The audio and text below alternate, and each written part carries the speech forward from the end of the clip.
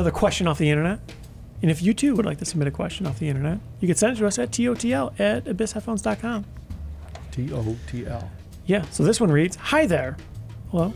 Considering the resolution capabilities of your headphones, some of the obvious limitations don't seem to come from the consumption end of audio. Have you thought of going into making highly resolving microphones as a way of overcoming this problem? Perhaps a ribbon or something else in mind. Who would have thought? Make a microphone. Wow. Yeah. You mean take a transducer, put it on a high gain amplifier, and talk into it? Yes.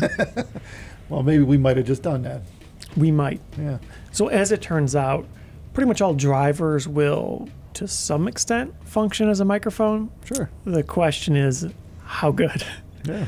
So obviously you have different desirable characteristics in a microphone compared to a transducer, right? One needs to be very sensitive.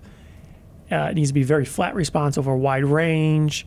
And typically you have directionality characteristics you're looking for that may or may not be part of the enclosure assembly. And then there are some mics that people use because they're good at something in particular, like vocals, bass. Drums. Yeah, or can handle like Analyze really loud shit without Yeah. breaking up. Because believe it or not, microphones break up and distort just like speakers do.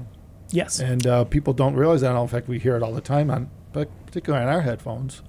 There's a lot of recordings that have breakup modes that, you know, and you blame the headphone or the driver because you don't hear it on a lot of other stuff. But the reality of it is it's the recording.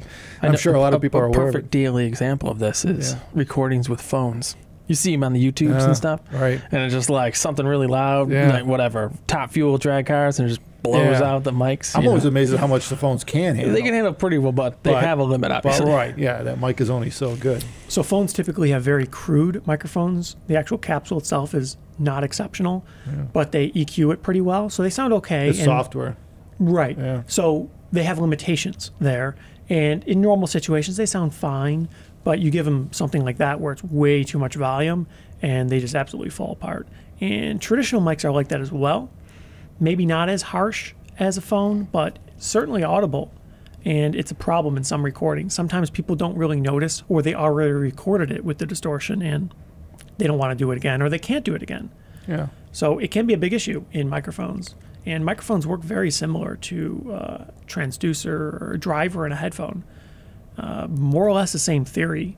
It's just they're designed to go the other way. And the distortions could be anywhere. You know, it could be, they might not be audible on some things and they might be more audible on others. So it just depends on the type of distortion, and every mic's going to distort differently. But that's why I think when you look at the pro world, they all tend to have their favorite mics for certain applications. And because, frankly, there's no one mic that does it all. There really isn't.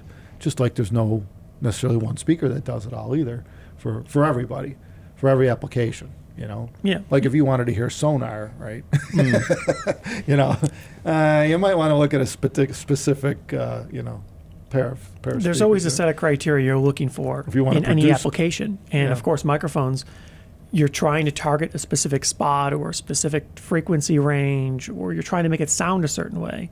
So there's typically a design that works best for that. And of course, we did put some thought into making microphones that work well for this application. As it turns out, we put a little bit of effort into making a mic that we could use as like a podcast style mic or something like this to replace these mics. Yeah, it was like big, lollipop style. Big. Yeah. Yes. Is that what we're calling it? Yeah, lollipop.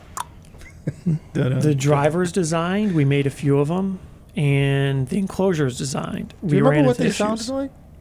Yeah. Mike? No, the mic, yeah, because we didn't really do much with it. Yeah, we were playing with them. They sounded okay. They were very, as usual, like just like the headphones, they were low sensitivity. They needed a lot of gain. That was the first problem. Yeah, and like, So we kind of fixed that, though. We started, made it a little better. Yeah, we started stacking magnets. Yeah. And then it got heavy. But that's not a big deal in a microphone. Yeah. Right. We could fix that. Yeah. Yeah. In fact, we already know how to fix it, but I don't know what happened. It just kind of fell on the wayside because we just got freaking busy. It wasn't a with other priority. things. Yeah. Needed to make headphones. Yeah. The biggest issue is I was having issues with making the enclosure. Ah, So I was 3D printing it.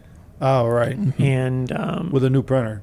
with a new Right. machine, Sure, and I was learning how to having use it. issues with the printer. Yeah. Right. I didn't know if it was me or if it was the process or if it was the machine. Turns out it was a machine, Yeah. and support was Yeah, it was a known not problem. Well, good at you getting were- back to me on that one. You were basically trying to print a round ball of foamy material.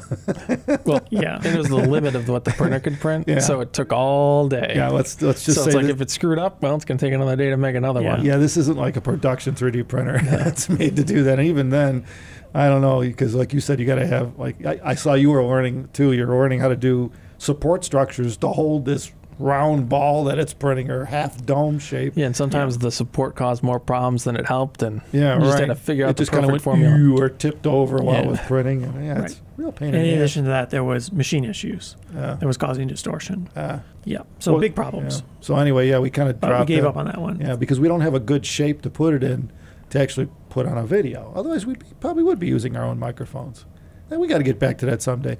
Maybe we could send it out and get a real printer to print the damn thing. I think do I that. could run it now. Yeah. I got the machine running. Okay, cool. Yeah, maybe we'll try it then. Yeah, at some point. Yeah, Yeah. you would clearly see that the mics would change and look different if we're using them. So. Yeah, yeah. Yes, that'd that be- one's pretty obvious. Yeah, it'd be quite Like, different. Whoa. Yeah, So maybe at some point in the future. yeah, we'll have something. I don't think this will be something that's going to be for sale, yeah. Yeah. but maybe we'll fiddle with it. We'll see where it goes. Yeah. It's For the- probably too expensive for us to make. Probably, but for the right price, we'll make some.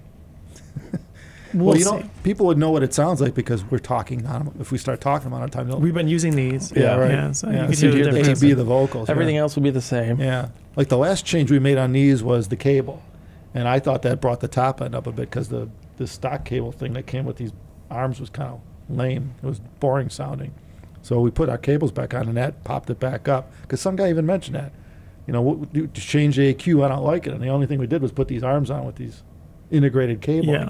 And like we didn't change any EQ. It was just this freaking cable. So we went back to our cable and bam, because we're talking about 20 feet of wire. So going Yeah, to it's the, very long. going to the actually. rack. So you're gonna hear that. Probably you know? more than 20 feet, And actually. it's a lot of gain there. It's pretty so- long. Whoops, I keep hitting my mic. Yeah. But anyway, yeah, maybe On the agenda yeah, at some point, it's, yeah, maybe. it's in possibly. the back burner. We've played with it. We dabbled. We Yeah. know what we got to do. But it's not it's not our priority. Doesn't really seem like a high volume market, so Yeah. Close The- back first. close back and IEM are probably more important. Yeah. But if someone wants to start a Kickstarter, and, Oh, Kickstarter. 150, for 200 grand or so, we'll make the money. On that Okay. note, thank you everyone for watching, and take care of yourself, and thumbs us up.